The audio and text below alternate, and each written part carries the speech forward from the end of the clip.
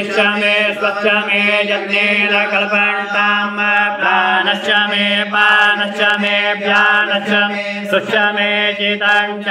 आदितं च मे वाक्च मे मनश्च मे चक्षुश्च मे श्रोत्रं च मे दक्षश्च मे बलं च मे यज्ञेन कल्पन्ताम्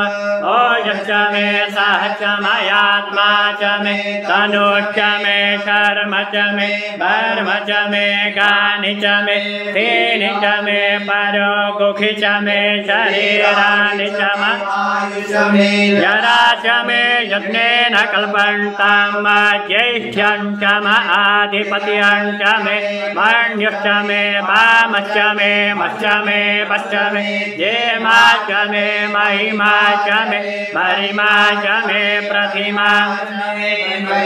मा च मे द्राघिमा च मे वृद्धं च मे वृद्धिश्च मे यज्ञेन कल्पन्ताम् सत्यं च